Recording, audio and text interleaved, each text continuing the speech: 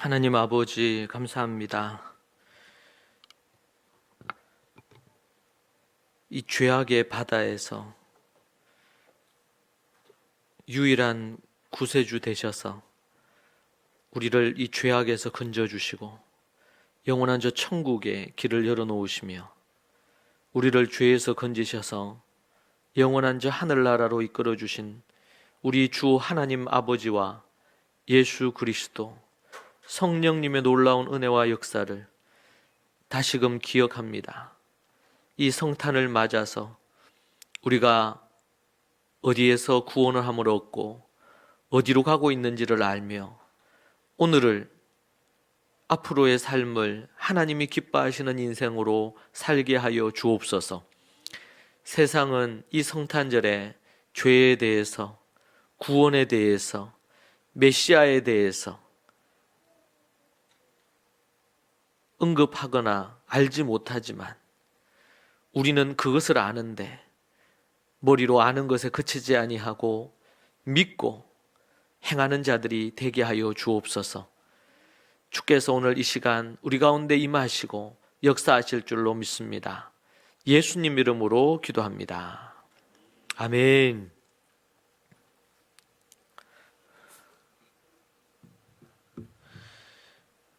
네, 오늘 함께 우리 볼 말씀은 누가복음 2장 8절에서 14절 말씀입니다. 함께 우리가 살피도록 하겠습니다. 누가복음 2장 8절에서 14절 말씀 함께 우리가 보도록 하겠습니다.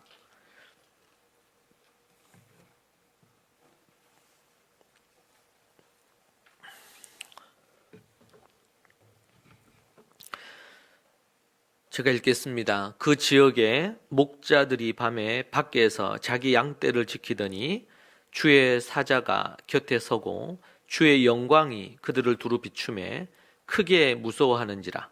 천사가 이르되 무서워하지 말라. 보라, 내가 온 백성에게 미칠 큰 기쁨의 좋은 소식을 너희에게 전하노라. 오늘 다윗의 동네에 너희를 위하여 구주가 나셨으니 곧 그리스도 주시니라. 너희가 가서 강보에 쌓여 구유에 뉘어 있는 아기를 보리니 이것이 너희에게 표적이니라 하더니 호련히 수많은 천군이 그 천사들과 함께 하나님을 찬송하여 이르되 지극히 높은 곳에서는 하나님께 영광이요 땅에서는 하나님이 기뻐하시는 사람들 중에 평화로다 하니라. 아멘. 한번 따라 하실까요? 천사가 이르되 무서워하지 말라. 보라, 내가 온 백성에게 미칠 큰 기쁨의 소식을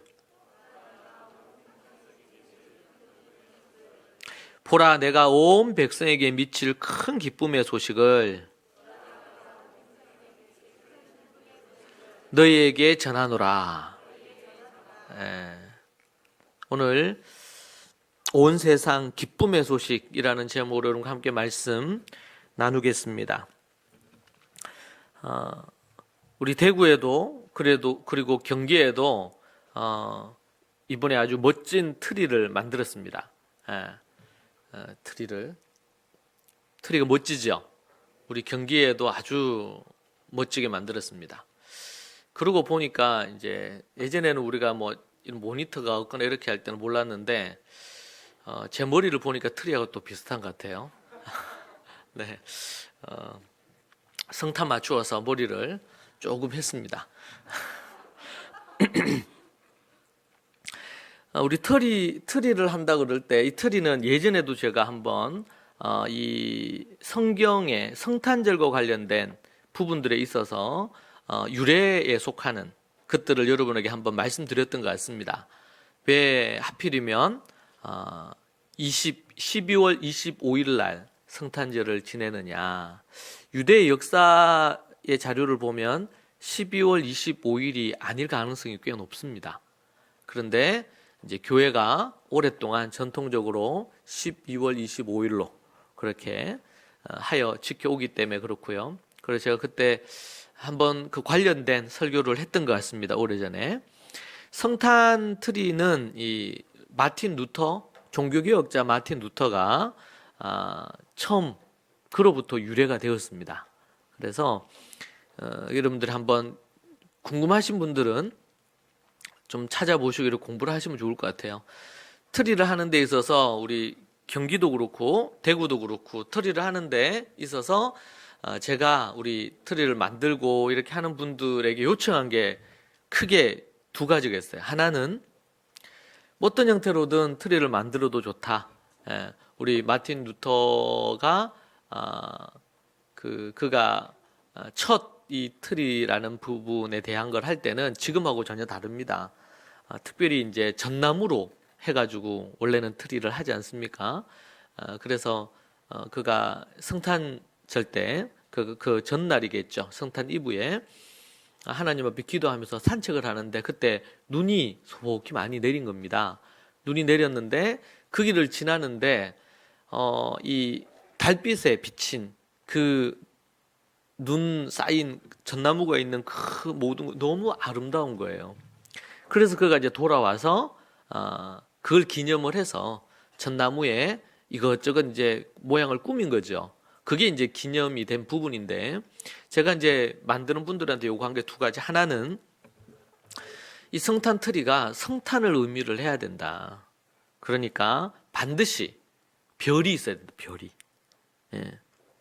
다른 건 없어도 별이 있어야 된다. 두 번째는 동방 박사들이 선물을 가져왔는데 선물을 상징하는 선물이 있어야 된다. 그러니까 저 개인적인 견해입니다. 이건 뭐 어디 신학적이나 역사적으로 아무 근거가 없어요. 성경에는 그 근거는 있죠. 근데 제가 가는 기준은 요 두 가지가 있으면 트리로 인정한다. 그래서 여기 이제 대구 트리도 보면 저 별이 있죠, 별. 별 보입니까? 별. 더 크면 좋겠지만 어찌됐든 간에 별. 예수 그리스도가 이 땅에 메시아가 오셨다는 것을 보여주는 상징적인 부분들. 동방 박사가 뭘 보고 따라왔어요? 별 보고. 별 보고. 세상에서는 별, 스타라고 하고 그러면 그들이 생각하는 의미는 다르지만 우리는 별 그러면은 성경은 이제 다윗의 별 나와요. 근데 이제 예수 그리스도 오심으로 예수 그리스도를 상징하는 별. 하나님이 동방 박사 천문학자들입니다. 그들이 뭘 보고 예수님을 찾아왔냐면 별 보고. 그래서 별. 그리고 그 동방 박사들이 오면서 뭘 가져왔어요? 선물을 가져왔어요. 황금과 유향과 모략을 가져왔어요. 아주 값비싼 것들이죠. 왕이 나셨다는 거죠. 왕이 나셨다. 그렇게 해서 그게 뭐 밑에 지금 있는 저런 박스로 된 선물이든 현대의 선물이죠. 아니면은 저기 트리에 달려 있는 선물이든 어떤 선물이든 간에 이 두 가지, 이거 제가 갖는 기준입니다. 트리가 있으려면 반드시 이 두 가지가 있어야 된다. 이 두 가지가 없다면 저 개인적으로는 트리로서 가치가 없다. 왜냐하면은 성탄 트리는 오직 예수 그리스도 그분을 드러내야 되는데 그분을 드러내지 않는 트리가 어떤 의미가 있겠습니까? 세상은 모르고 여러분들이 정말 멋진 화려한 트리에서 사진을 찍으려면 어디 가면 되냐면 백화점 가면 유명 백화점일수록 더 멋진 트리를 만들어 놨습니다. 그 트리는 정말 화려하죠. 돈으로 따지면 얼마일까요?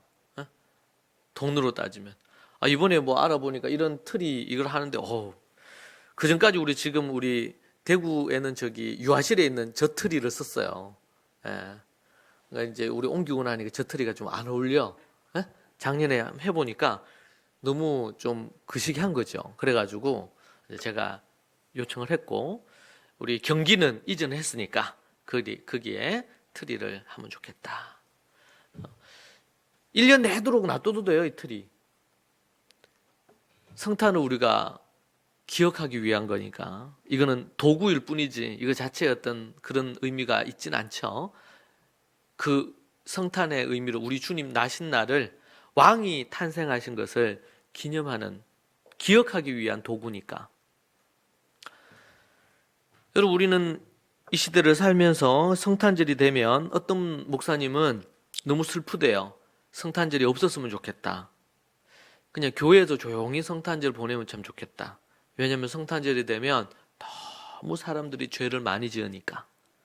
성탄 이브라고 해가지고 크리스마스 이브라고 해서 이제는 크리스마스라고도 부르지 말자. 그냥 홀리데이라고 부르자. 그냥 공휴일이라고 그냥 부르자고. 그렇게 세상은 변하고 타락해 가고 있죠. 갈수록 더. 그렇게 변질되고 타락해버린 성탄입니다. 우리는 이 성탄을 회복해야 되고 우리 성도들 개인의 마음에서부터 이것이 회복이 돼야 됩니다. 이 성탄이 예수 그리스도의 나심이 왕의 탄생을 기념하는 동방박사들이 온 것이 뭡니까? 그러니까 그들이 별을 따라 왔어요. 그런데 일순간 별이 안 보이는 겁니다. 그러니까 그들이 생각한 건 뭐냐면 왕의 별이에요. 이 별이 천문학자들이 볼 때 왕의 별이라. 그러니까 당연히 그들을 인도했던 별이 어디로 인도를 했냐면 이스라엘로 인도를 한 겁니다. 당연히 그러니까 왕이 나셨으니까 어디로 갔겠어요? 왕궁으로 갔겠죠. 왕궁으로. 그래서 가서 왕을 만났는데 헤롯을 만났어요. 그 당시에 유대 왕이 헤롯이니까 만나서 얘기를 합니다. 왕의 별을 보고 왔는데 그 왕이 왕궁에 계실 것으로 우리가 추정해서 왔는데 우리에게 그 왕에게 경배할 수 있도록 해주십시오. 그렇게 얘기하는 겁니다. 그러니까 이 헤롯이 너무 놀란 거예요. 왜? 자기가 지금 왕인데 새로운 왕이 나셨다는 거예요. 엄청난 충격이겠죠? 자기의 이 왕의 자리가 흔들리는 겁니다. 역사적인 배경을 보면 이 헤롯은 혈통적으로 적통으로 해가지고 왕이 아닙니다. 그러니까 자기의 이 왕의 자리를 지키기 위해서 얼마나 많은 사람들을 죽이고 그렇게 했는지 몰라, 역사 속에. 그런데 난데없이 새로운 왕이 나셨다는 거죠. 얼마나 그것이 충격이겠어요. 그래서 이제 동방박사를 속여가지고 그 왕이 계신 곳을 알려주면 나도 경배하겠다 이러면서 거짓말하고 죽이려고 하죠.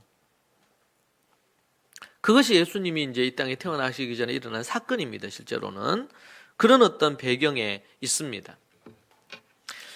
오늘 우리가 말씀을 보면 그 이후에 동방박사 사건 이후에 8절에 그 지역에 목자들이 밤에 밖에서 자기 양떼를 지키더니, 목자들이 여느 때처럼 양떼를 지키고 있었습니다. 그런데 주의 사자가 곁에 서고 주의 영광이 그들을 두루 비추매 크게 무서워하는지라. 천사가 이르되 무서워하지 말라. 자, 여기서 우리가 한 가지 또 기억을 할 것은요, 이걸 우리 이스라엘 가면은 쉽게 이해가 되는데 그 지역의 목자들이 이렇게 얘기했습니다. 이스라엘에 가면 목자들 교회가 있습니다. 목자들. 이것은 뭐냐면 예수님이 탄생하신 그때를 기념을 해서 여기 오늘 본문을 근거로 한 교회예요. 목자들이 예수님의 탄생을 기념했던 부분이다. 이렇게 해서 교회가 있어요. 지어놨어. 그리고 관광객들이 늘 관광객이 반드시 코스로 지나가는 곳이에요. 그곳이. 근데 그곳에 보면 예전에 제가 우리 성탄 우리 달력을 만들었을 때 그때 12월 달에 그때 그 그림이 바로 그 배경에서 역사적으로 가장 적합한 예수님의 탄생을 기념하는 마국간을 가장 적합하게. 우리는 마국간 그러면 한국인에게 마국간은 뭡니까? 이 가축들이 있는 우리를 생각하잖아요. 우리를. 그렇게 생각을 하는데, 그래서 이제 여기 오늘 여기 보면 저런 그림도 그렇고 이런 그림들이 그 우리나라의 마국간이 떠오르는 부분입니다. 그런데 이스라엘에 가면 그곳은 뭐냐면요, 작은 동굴이에요. 동굴이라고 표현하기보다는 이스라엘은 돌산들로 이루어져 있습니다. 많은 부분이. 그래서 돌로 되어 있는데 주로 이 가축들이 어디에 주로 있느냐 할 때에 이게 돌산으로 되어 있는데 약간 안이 뚫려 있는, 좀 뚫려 있는 거예요. 거기에서는 가축도 있지만 뭐 양도 있고 이럴 수 있겠죠. 그러나 목자들도 거기에 머물러 잤어요. 그러니까 베들레헴에 갔는데 아이를 낳을 수 있는 어떤 여관이라고 성경은 되어 있죠. 숙소를 못 구했어요. 그러니까 찾고 찾다가 이 만삭에 어머니 마리아가 머물 곳이 없는 거죠. 출산을 해야 되는데. 그러다 보니까 그들이 숙소를 못 찾고 그나마 찾은 것이 뭐냐면 이 가축들이 있을 법한 곳에 이르게 된 것입니다. 그래서 거기에서 아이를 낳았어요. 예수님을.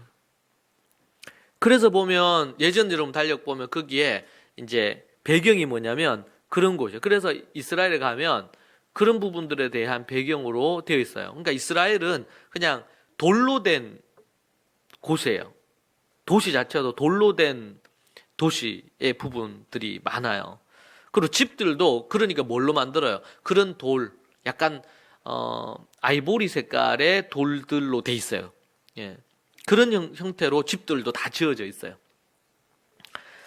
이제 그런 배경이죠. 그러니까 목자들이 이제 예를 들면 또 양을 치다가 이슬을 피한다든지 또 뭐 때로는 비가 오면 비를 피한다든지 이렇게 하면서 잠시 머무르는 부분들, 그리고 거기에서 이제 가축들이 머물렀던 부분이죠. 주의 사자가 곁에 서고 주의 영광이 그들을 두루 비추며 크게 무서워했어요. 천사가 이르되 무서워하지 말라. 보라, 내가 온 백성에게 미칠 큰 기쁨의 좋은 소식을 너희에게 전하노라. 여기서는 중요한 것이 온 백성에게 미칠 큰 기쁨의 소식이다. 그렇게 말하고 있습니다. 온 백성에게 미칠 큰 기쁨의 소식. 온 세상에 가장 큰 기쁨의 소식이라는 것이죠. 그게 뭐냐? 11절, 12절에 나옵니다. 오늘 다윗의 동네 베들레헴이죠, 지금. 너희를 위하여 구주가 나셨으니 곧 그리스도 주시니라. 너희가 가서 강보에 쌓여 구유에 누여 있는 아기를 보리니 이것이 너희에게 표적이니라. 이 기쁨의 소식이 뭐냐? 온 세상 가장 큰 기쁨의 소식이 뭐냐? 바로 다윗의 동네에 구주가 나셨고 그리스도가 나셨는데, 메시아입니다. 메시아. 그리스도라는 말은 이것은 이제 크리스토스라는 헬라어에서 나온 단어고, 구세주, 메시아라는 뜻이죠. 기름 부음 받은 자라는 그런 의미입니다. 너희가 가서 강보에 쌓여 구유에 누여 있는 아기를 보리니. 여러분, 창세기 3장 15절에서부터 나오기를 여자의 후손으로 예수님이 이 땅에 오실 것이다. 그렇게 이야기를 하고요. 구약 시편부터 이사야, 미가 모든 성경에서 예수님의 메시아의 탄생, 왕의 탄생을 예언했습니다. 왕의 탄생을. 그것이 구약의 핵심이에요. 이 땅에 메시아가 오실 것이다. 우리가 성경을 지금 통독하고 있는데 우리는 한 절 한 절, 한 장 한 장 보면서 성경을 읽는 것도 너무 중요합니다. 우리는 성경 전체를 관통하는 이해가 필요한데, 구약을 한마디로 표현을 한다면 이 땅에 오실 메시아 예수님을 얘기하는 책이에요. 오실 메시아, 오실 예수 그리스도. 창조부터 시작해서 많은 얘기가 있죠. 이스라엘의 왕들의 이야기로 마무리를 하고 선지서가 끝이 나잖아요. 그런데 이걸 딱 압축해서 딱 요약을 하면 오실 메시아, 예수님을 얘기하는 겁니다. 자, 여기에 좀 더 설명을 덧붙이면 어떤 게 붙냐면 하나님이 이 땅에 천지 만물을 창조하셨는데 인간이 죄를 범해서 아담과 하와가 죄를 범해서 타락했어요. 그 이후로 예수님이 오시기 전까지 이 땅은 어떤 땅이에요? 타락한 땅, 죄된 땅, 타락한 땅, 더 이상 희망이 없는 땅이에요.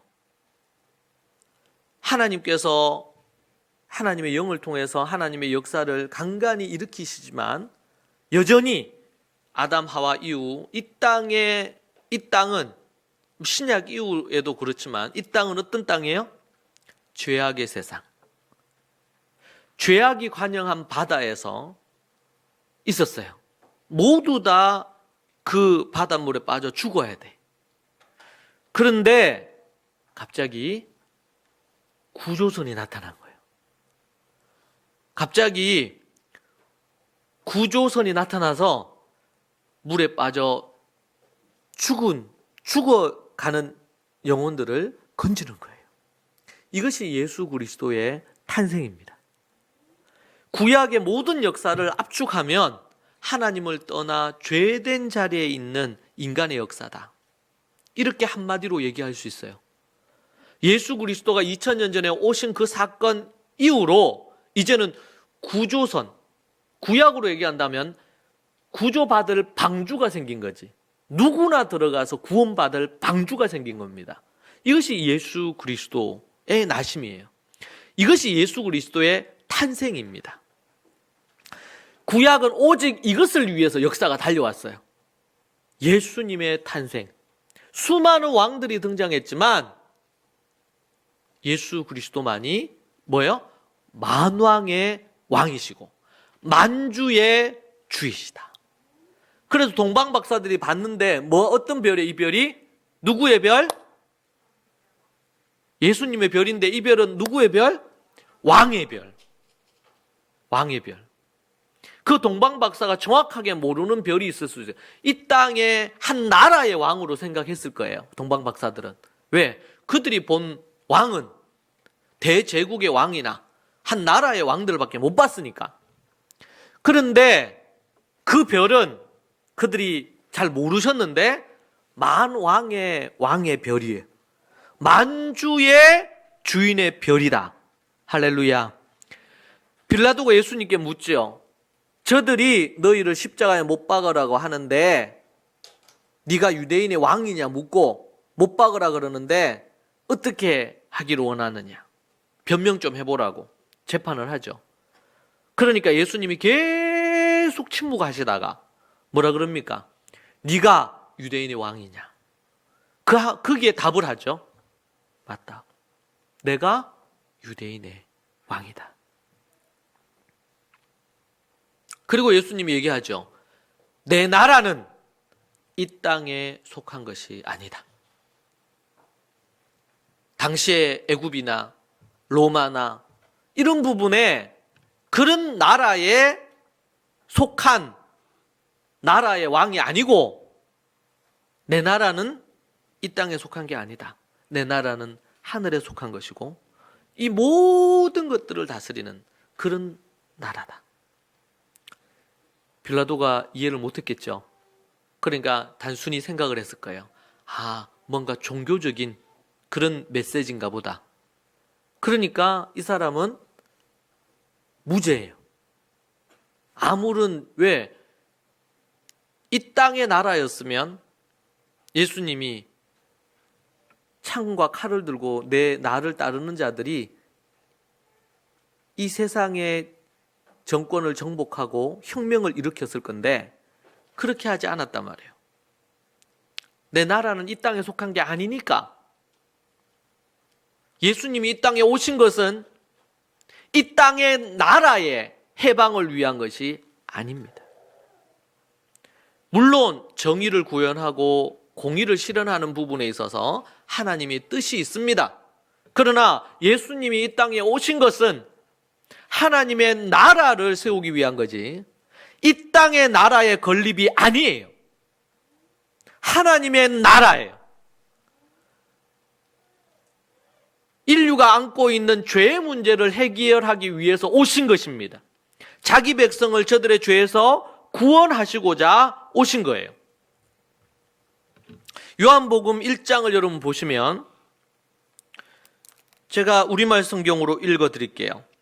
태초에 말씀이 계셨습니다. 그 말씀은 하나님과 함께 계셨고 그 말씀은 하나님이셨습니다.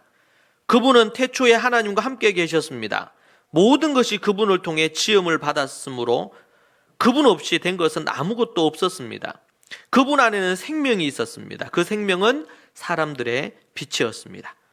그 빛이 어둠 속에 비추고 있지만 어둠은 그 빛을 깨닫지 못했습니다. 이 깨닫지라는 것은 받아들이지 못했다라는 의미입니다. 하나님께서 보내신 사람이 있었습니다. 그 이름은 요한이었습니다. 요한은 그 빛에 관하여 증언하러 온 증인이었는데 이는 그를 통해 모든 사람이 믿게 하려는 것입니다. 자, 여기 보니까 5절에 그 빛이 어둠 속에 비추고 있지만 어둠은 그 빛을 깨닫지 못했다. 이 세상은 무엇입니까? 어둠입니다. 여러분, 우리가 명확히 알아야 될 것이 이 세상은 어둠입니다. 우리는 어둠에 있다가 예수 그리스도를 통해서 빛으로 나왔습니다. 여러분, 이거 분명히 하셔야 됩니다. 우리가 이 땅에 살면서 우리도 같이 그 어두움에 머물면 안 된다는 겁니다. 예수를 믿는 자들이, 교회를 다니는 성도들이 이 세상에 머물러 있지만 이 세상에 어둠과 짝하여 어둠 속에 살면 안 됩니다. 그러면 그 사람은 어둠이잖아요. 빛이 아니고. 빛이 왔음에 이 어둠이 빛을 알아보지 못한 거예요. 그래서 우리가 아는 것처럼 헤롯부터 시작해서 대제사장, 서기관, 바리새인들이 예수님의 탄생을 알았어요. 메시아의 탄생을. 그래서 어디에 탄생할 것도 일러줬잖아요. 헤롯에게. 헤롯에게 일러준 사람들이 누구냐? 대제사장, 서기관, 이 사람들입니다. 율법학자들. 지금으로 얘기한다면요, 신학 교수들, 교단 총회장들, 왕이, 대통령이 다 부른 거예요. 왕이 났다는데, 동방박사들이 얘기하는데 도대체 이 말이 뭔 말이냐? 고대의 토라와 고대의 말씀에 근거해서 볼 때에 그 메시아가 다윗의 동네에서 태어날 건데, 그러면서 싹 다 복을 해줬어요. 그래서 어떻게 해요? 예수를, 그때 그 동네에 태어난 2살 이하 아기들을 싹 다 죽이잖아요. 그것이 일어났던 사건입니다. 어둠이에요.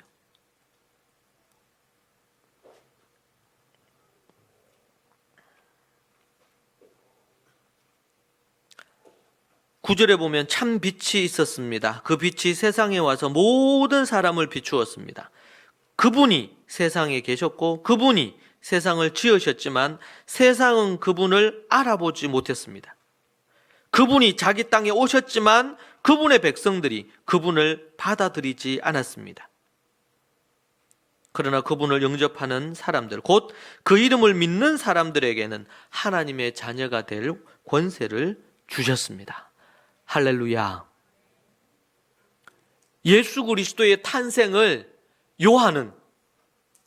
요한복음에서 요한은 우리에게 이렇게 표현을 하고 있어요.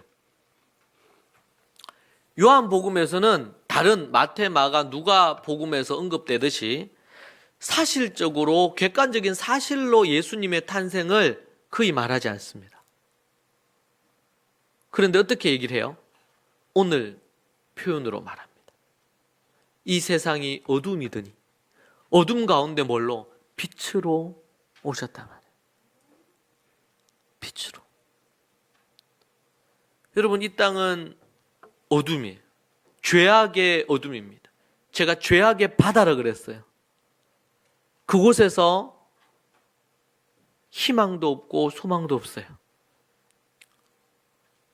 단순히 어둠 정도가 아니고 둘째 사망, 죽음이 단순히 우리 육신의 죽음이 아니라 영원한 지옥불을 뜻하는 것이죠. 그러한 부분에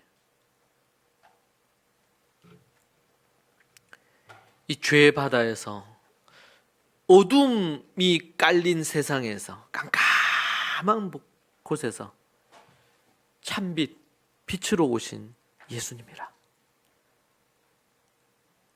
죄의 바다에서 그들을 구원해 줄 유일한 구조선, 생명선이라. 이것이 바로 예수 그리스도의 나심의 의미인 줄로 믿습니다. 그러니 이 세상에 가장 기쁜 소식, 세상은 부처님 나신 날이나 예수님 나신 날이나 별 차이가 없어요. 아니, 어떤 사람은 예수님 나신 날보다 자기 생일이 더 좋을지 몰라.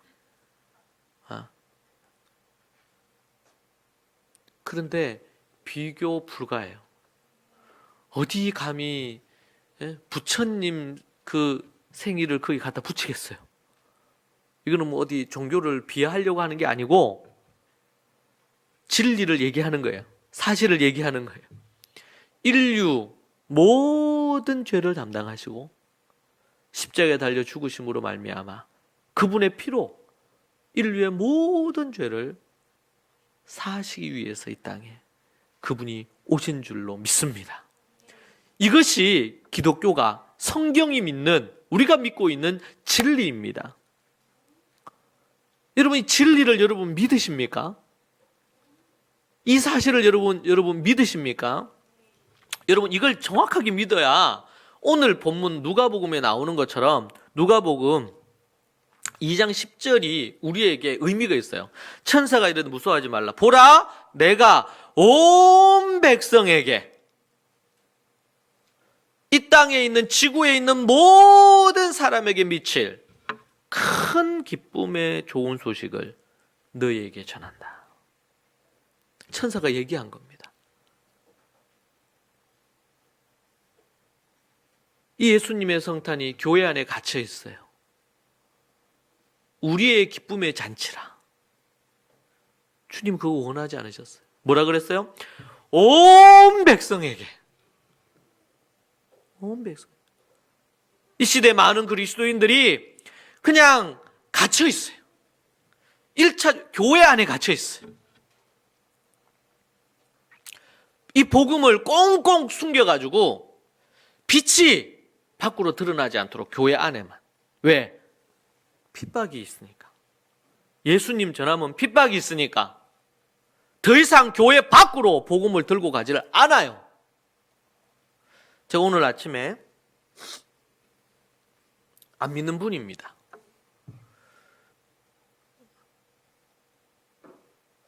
그분에게 제가, 그분이 먼저 저한테 메리 크리스마스 어쩌고저쩌고 보냈어요.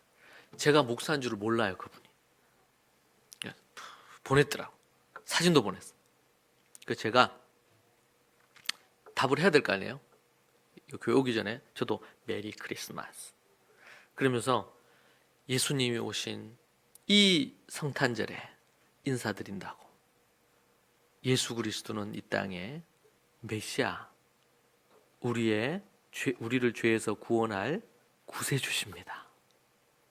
그렇게 하고 나서 메리 크리스마스 보냈어요.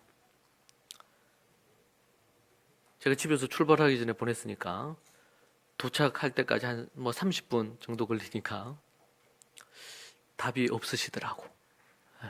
제가 예배 드리기 전까지 확인했는데 답이 없었어요. 모르죠. 오늘 어떻게 답이 올지, 아니면 답이 안 올 수도 있고. 그러니까 그분은 모르고 아직은 메리 크리스마스로 해요. 네.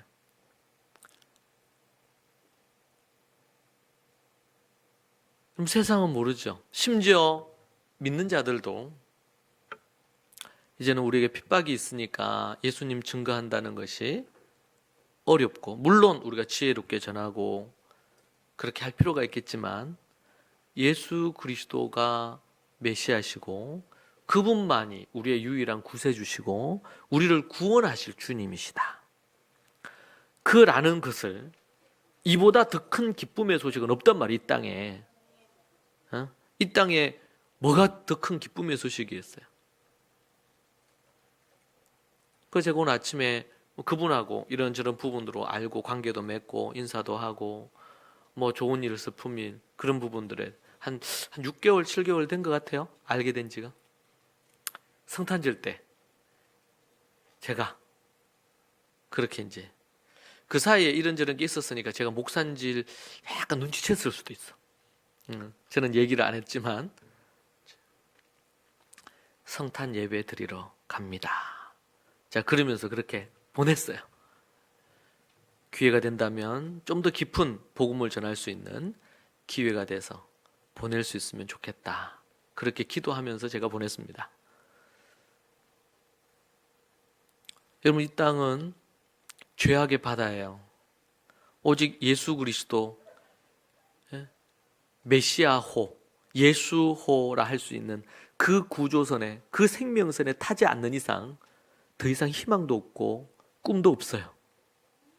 이 땅에 올해가 얼마 안 남았는데 여러분, 올해 여러분의 자산이 좀 많이 늘었습니까? 어렵고 힘든 시기인데 어땠습니까? 여러분에게 정말 가정적으로 기쁘고 행복한 일이 있었습니까? 네. 어땠습니까, 여러분?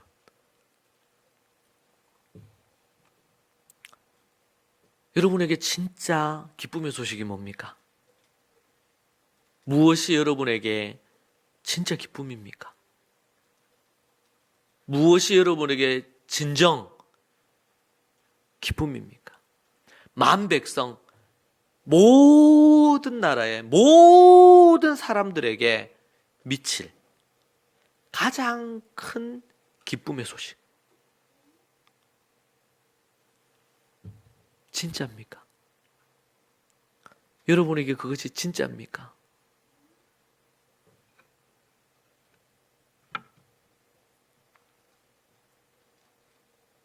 여러분이 어떻게 물건을 샀는데 그 물건이 너무나 필요하고 좋은 물건이야. 가격도 저렴하고 가성비 최고의 물건이야. 그럼 우리가 어떻게 해요? 사람들에게 소개하죠. 소개하죠. 너무 좋으니까.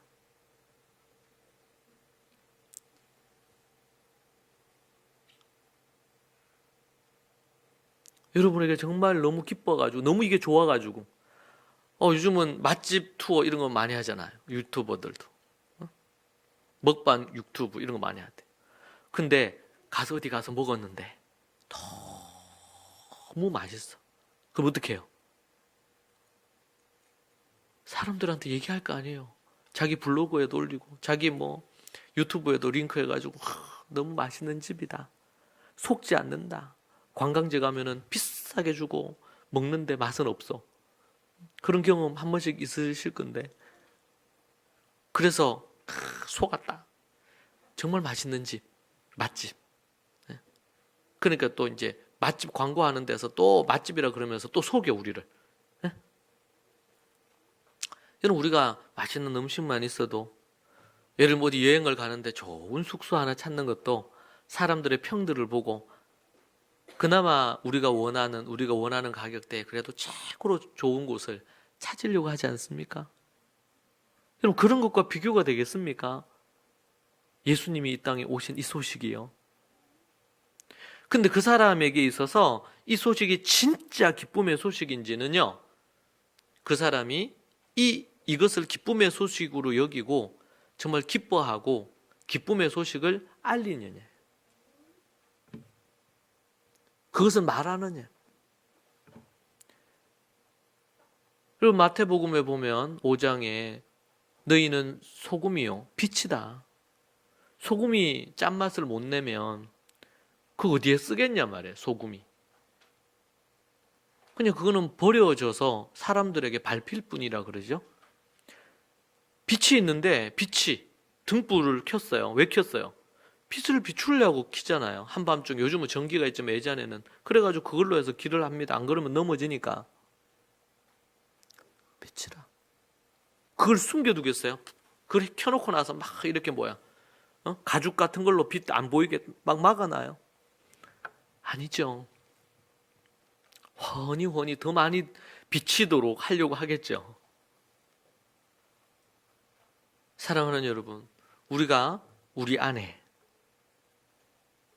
우리가 교회라는 울타리 안에 절대로 갇혀 있어서 안 돼요. 우리가 가진 이 복음과 이 예수 그리스도의 탄생은, 이것은 세상의 유일한 기쁨의 소식이에요. 이 소식 앞에 더 이상의 기쁨은 없어요. 큰 집을 샀습니까? 네. 그것도 이 기쁨에 비하면 그 기쁨도 아니에요. 슬픔에 가까울 수 있어. 무엇이 기쁨입니까? 여러분, 진짜 여러분에게 이 기쁨입니까? 여러분, 우리가 복음을 알고 우리 주님의 성탄과 십자가와 부활과 이러한 주님의 나심이 갖는 의미를 정확히 안다면, 우리 안에 그것으로 가득해서 성령으로 충만하다면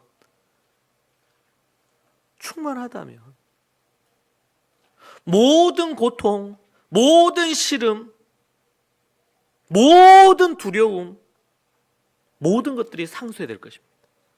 항상 기뻐하고 쉬지 않고 기도하고 범사에 감사할 수 있는 기틀을 마련하게 될 것입니다. 왜요? 이 기쁨의 소식을 알았기 때문에. 여러분, 태양이 있는데 태양 앞에 밤중에는 여러분 가로등이 우리에게 희망일지 몰라요. 빛이요, 그게. 그러나 태양이 딱 뜨는 순간 모든 것은 더 이상 불을 밝힐 이유가 없습니다. 불 밝힐 이유가 없어요. 더 이상.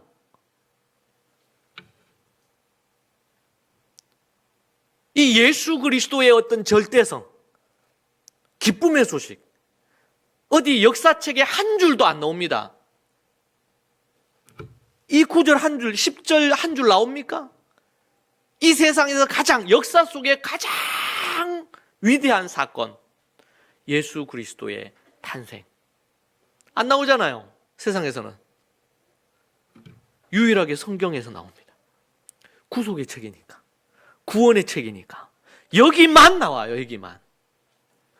세상 어디에서도 성찬들 됐다고 해가지고 세상이, 여러분이 낸 세금으로 해가지고 국가가 성탄절 때 여러분에게 해주는 게 있습니까? 이 세상 어느 나라에서 그런 것을 합니까? 안 합니다. 성탄절 때 국가가 예배 드립니까? 안 드리잖아요. 어디에서만? 교회에서만. 왜요? 유일한 구원을 얘기하는 곳이니까. 흠도 많고 탈도 많고 그렇다 하더라도 교회만이, 이제는 이제 교회들조차도 형식적인 것에 빠져서 종교적인 행사로 끝나요. 부활절도 그렇고 성탄절도 그렇고 너무나 안타까운 일이라. 그런데 모든 인류의 모든 백성이 누릴 최고의 기쁨의 소식. 제가 이 요한계시록 이후 이제 다음 책으로 기도하다가 몇 주 동안 기도하다가 고린도전서를 다음 책으로 정했습니다. 그래서 6월달 원고를 이제 오늘 해서 본문 원고를 오늘까지 해서 마무리하려고 하는데,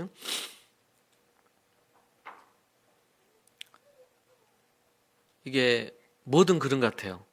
그냥 읽을 때 하고 연구할 때 하고 참 달라요. 저는 고린도전서를 부분적으로 설교한 적은 있지만 고린도전서를 읽기도 많이 읽었죠. 그런데 이제 이번 연구하기는 처음입니다. 우리가 알다시피 고린도 교회가 여러 가지 문제가 많았습니다. 그런데 1장부터 그 문제를 푸는, 거기는 분쟁도 있었고 갖가지 많은 문제들이 많았죠. 대표적으로 한 8가지 정도 문제가 있었습니다. 그런데 그것을 푸는 열쇠, 뭐냐면 1장 인사말 하고 나서 바로 그 문제를 해결하기 위해서 누가 등판하시냐면 예수 그리스도가 등판합니다. 예수 그리스도. 예수 그리스도만이 유일한 해결책이라. 이 세상은 정치적으로 우리가 집권을 하면은 문제를 해결할 수 있습니다. 어떤 후보가 집권을 하면은 해결할 수 있습니다. 누가 되면 좀 더 나을 수도 있겠고 이런 건 있겠죠. 그렇게 얘기합니다. 정치적인 부분들에 있어서 해답들을 많이 찾습니다. 경제 문제와 관련해서도 해답들을 많이 찾습니다. 학자들에게도 찾고 갖가지 많은 부분에서도, 아니면 정말 성공한 기업가에게서 경제적인 부분들에 대한 해답을 또 찾습니다. 많이들 찾습니다. 문화적인 문제들에 대해서 우리나라에서도 아주 광고를 합니다. K 한류, K 문화가 위대하다는 거죠. 국가가 나서서 홍보하기도 하고 갖가지 많은 부분으로 홍보합니다. 문화로, 또 교육으로 이렇게 교육해야 된다.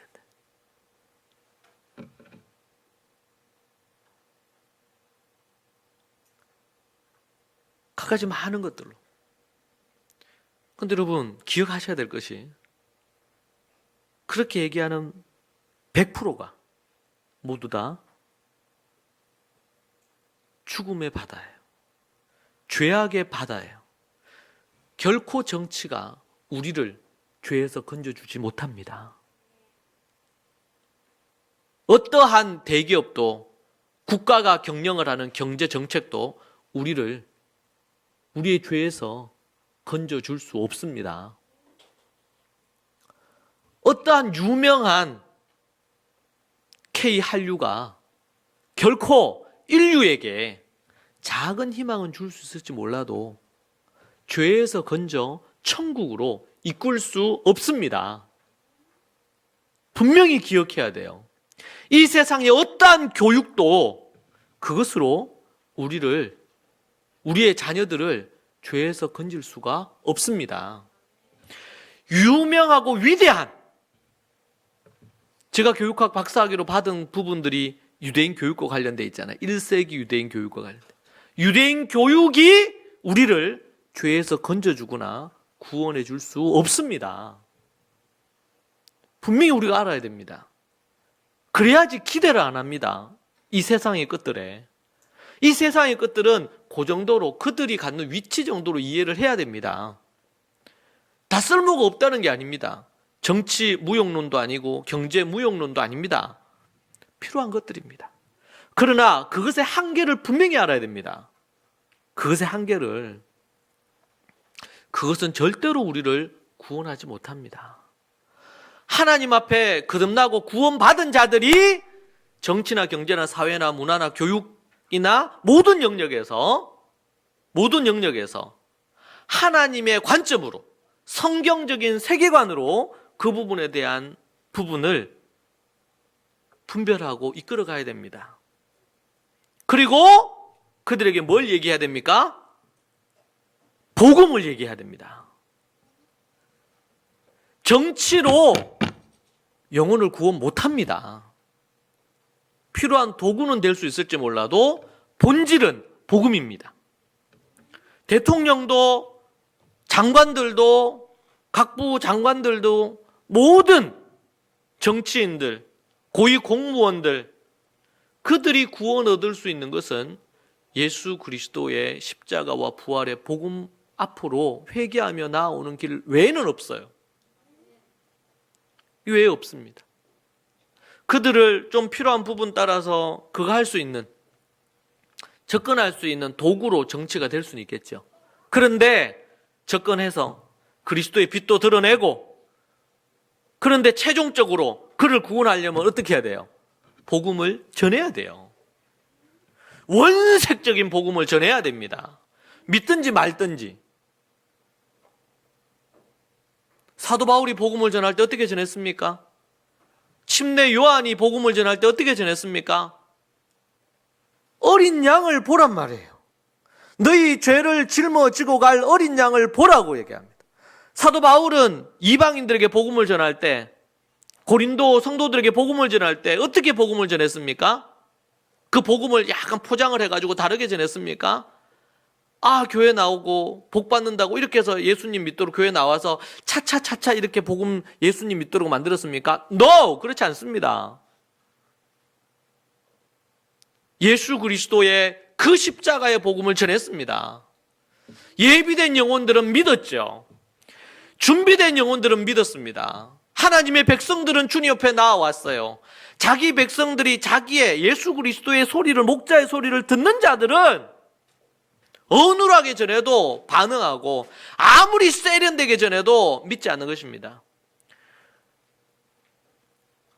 아테네에 갔습니다. 그리스 바울이. 거기서 복음을 전했습니다. 아레오파고라는 광장에서 복음을 전했습니다. 그런데 거기에 몇몇 사람들이 예수님 믿고 다수가 믿지 않았습니다. 그러면 그 복음 전도는 실패했습니까? 아닙니다. 이번 주만 해도 일본에서, 아프리카에서 선교 편지가 저한테 왔습니다. 칠레에서 중국 땅에서 복음을 전하다가 쫓겨났어요. 추방당했습니다. 그런데 어떤 한 분이 칠레에 가서 그곳에서 중국인 사역을 하시는데 저한테 편지가 왔습니다. 기도 편지가. 제가 그걸 읽으면서, 근데 그곳에서 중국인들이, 또 한 사람은 그 중국 고위 간부인데 예수님을 그곳에서 믿고 어떤 연유로 왔다가 믿고 수개월 동안 신앙생활을 하다가 다시 중국으로 들어간다고. 숨기면서 신앙생활을 해야 될 수도 있죠. 그런 분들은. 그런데 복음을 전하게 돼서 소수지만 그 칠레에서 예수 그리스도를 믿은 중국인들이 생긴 거에 대한 선교 보고를 저한테 보내왔는데 너무 제가 감동이 되고 하나님 앞에 기도했습니다.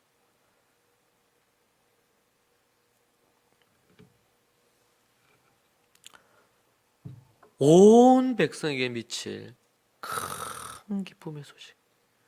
여러분에게 진짜 이것이 기쁨의 소식입니까? 아니면 여러분에게 그냥 스쳐 지나가는 소식입니까?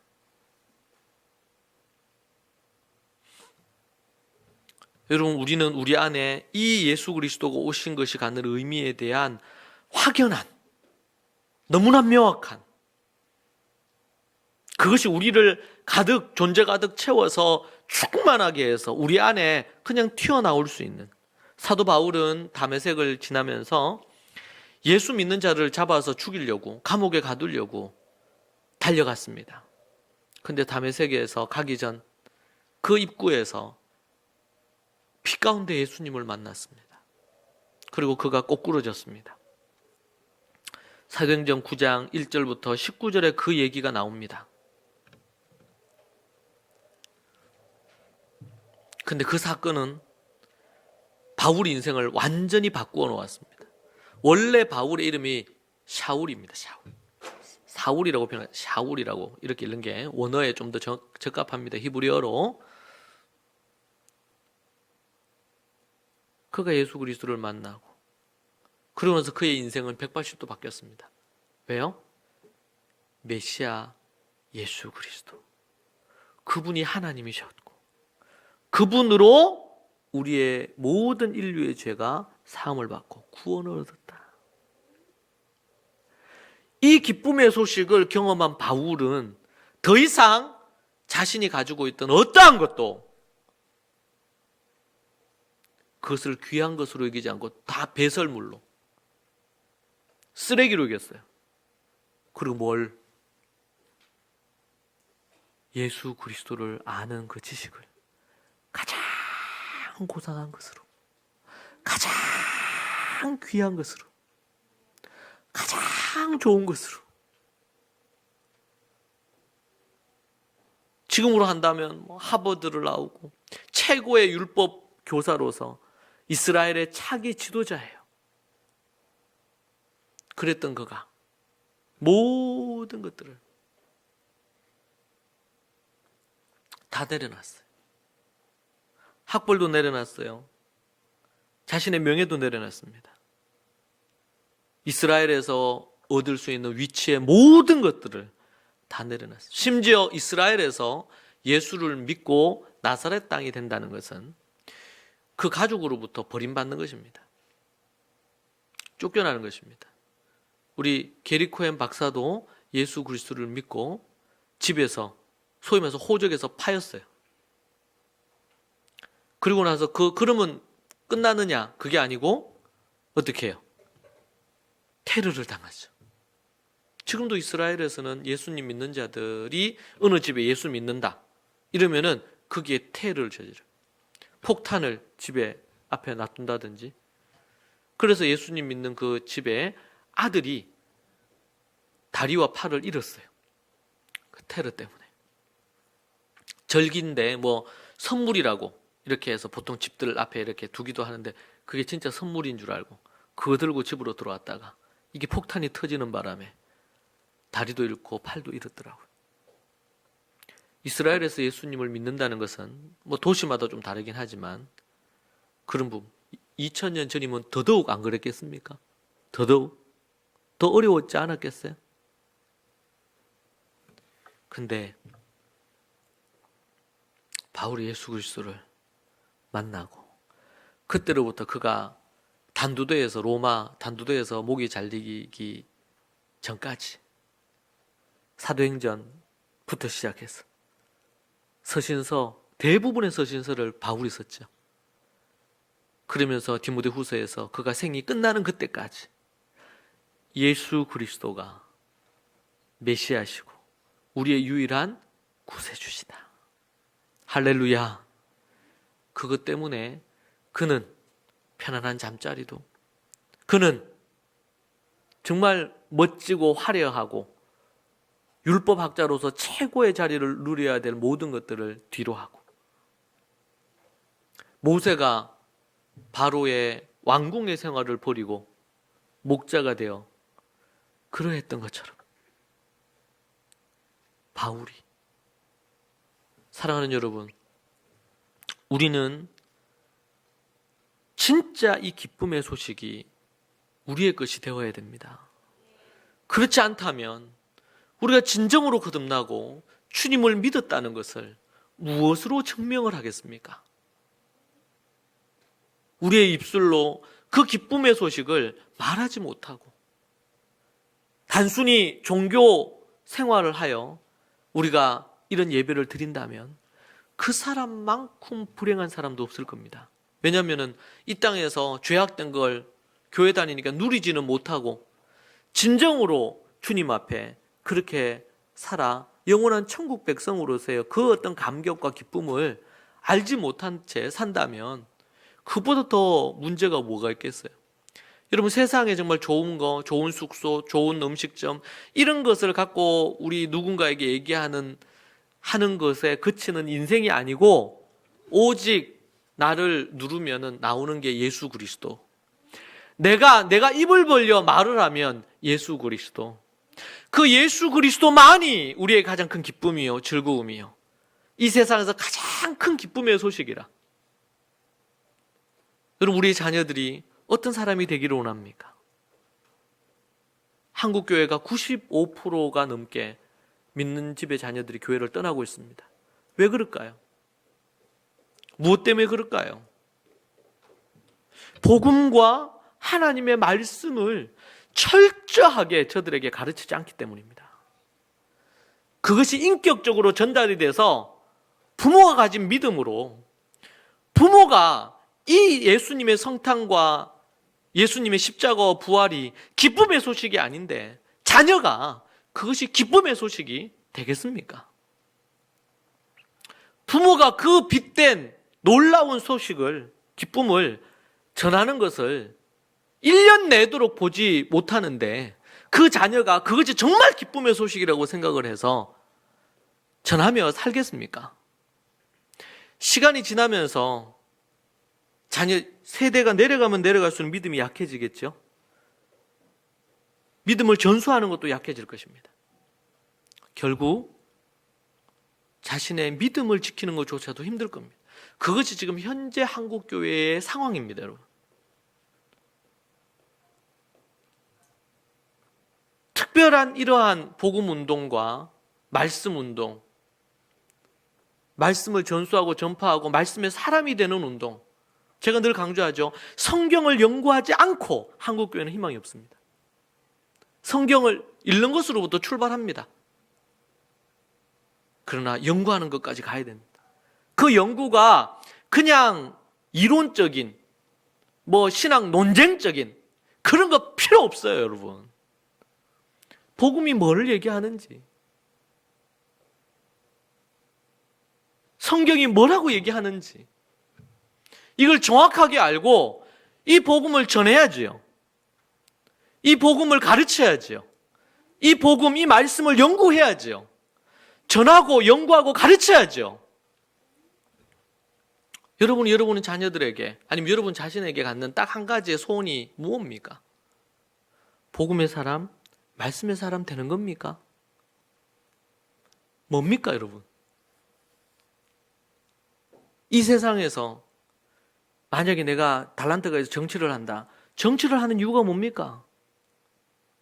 필요한 업무를 해야 되지만 그걸 통해 가지고 예수 그리스도 그 기쁨의 소식을 전하는 겁니까? 뭡니까? 정치적인 지도자였습니다. 바울은 종교 지도자였습니다. 유대교의 지도자였습니다. 그런데 그가 그것을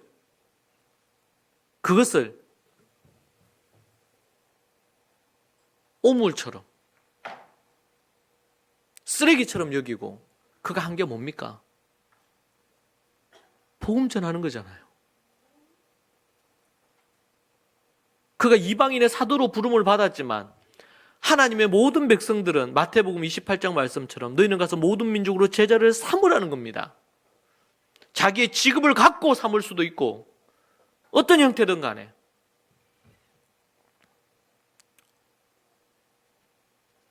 우리가 이 땅에 사는데요, 이 한국 대한민국이 여러 어려움이 있어서 복음 전하는 것이 어렵고 복음 전하면 감옥에 갇히고 그러면 여러분 어떻게 하시겠습니까? 여러분 자녀가 어떻게 하기를 원합니까? 다니엘처럼 그 하나님의 뜻을 선포하고 하나님께만 기도하고 그렇게 하는 것 때문에 죽음을 각오하고 그렇게 서는 여러분과 여러분 자녀가 되기를 원합니까? 아니면은 그런 핍박이나 고난을 안 당하기 위해서 입 다물고 사는 것이 여러분의 목표입니까? 뭡니까? 우리가 정직하게 우리가 묻고 해야 됩니다.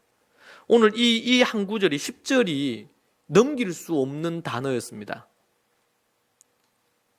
온 백성에게 미칠 기쁨의 소식. 그것이 여러분에게 진짜 기쁨의 소식인지, 앞으로 우리의 자녀들에게 한 가지만 외친다면, 심지어 어떤 고난이 오거나 역경이 와도 오직 예수 그리스도, 그분만이. 도리어 이단들이 더 자신들이 믿는 것을 강하게 전해요. 두려움 없이 전해요. 담대하게 전합니다. 심지어 그것이 어떤 핍박이 와도 이단들이 더 담대하게 해요. 여러분, 초대교회 사도들도 그렇고 초대교회 성도들이 그걸 위해서, 믿음을 위해서, 믿음 안 믿습니다, 나는 예수 안 믿습니다, 나사렛 땅 잠시 있었는데 이제는 거기에서 내가 나왔습니다, 그러면서 자신들의 안전한 예루살렘에 살기를 그들이 선택하지 않았습니다. 그 중에는 그런 배교자들도 있겠죠. 그런데 그들은 짐을 사서 자신의 집도 버리고 모든 것들을 버리고 아브라함이 갈대아 우르를 떠났던 것처럼 떠났습니다. 어디로요? 소아시아 지역으로 떠났습니다. 로마로 떠났습니다. 지금도 이민 가는 게 정말 힘들잖아요. 이민 간다는 게. 평생을, 그러니까 거기 가면은 그 나라 말을 모릅니다. 한 세대, 두 세대는 어렵게 밑에 소위 말 천민 생활 할 수밖에 없어요. 그런데도 뭐 때문에? 예수 그리스도를 믿는 믿음 때문에. 저들이 그곳에서 가는 곳곳마다 교회를 세웠습니다.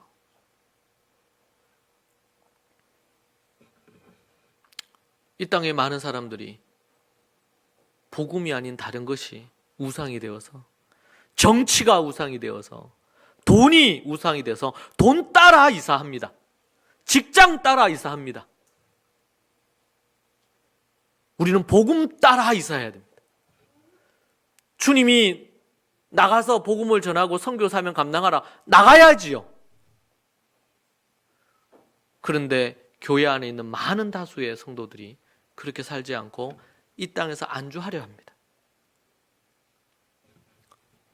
사랑하는 여러분, 여러분에게 진짜 기쁨의 소식입니까?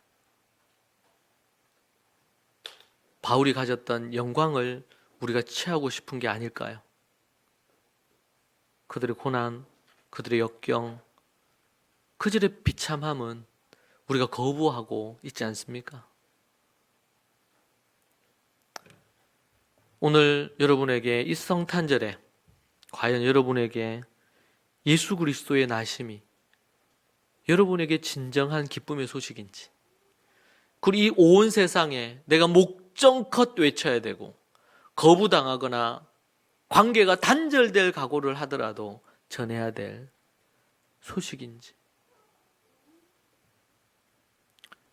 소망하기는 우리 모든 좋은 가족 식구들에게 이 성탄이 온 세상에 기쁨의 소식이요, 온 세상에 왕이요 구주의 왕의 탄생의 소식으로 담대히 여러분들이 복음 전하는 자로, 이 기쁨의 소식을 전하는 자로 서기를 소망합니다. 기도하겠습니다. 하나님 감사합니다. 우리에게 이 기쁜 날, 우리 주님 이 땅에 오시어 모든 죄에 빠져서 지옥을 향해 가고 있는 인생들을 구원하시고 말할 수 없는 기쁨의 소식을 우리에게 주셨는데, 주님, 우리 모든 믿음의 식구들이 이것이 기쁨이 되기를 소망하고 이것을 위해서 모든 것을 버려도 그것이 내 부모와 내 처자와 내 집과 내 직업과 그 무엇이라도 가장 기쁨의 소식으로, 어떠한 것과도 바꿀 수 없는 소식으로 우리 모든 믿음의 식구들에게 자리하게 하여 주옵소서. 그리하여 주님이 주시는 그 놀라운 기쁨의 소식을 붙들고 바울처럼, 디모데처럼, 베드로처럼 주님 위에 고난받고 주님 위에 죽는 것이 기쁨이 되게 하여 주옵소서. 예수님 이름으로 기도합니다. 아멘.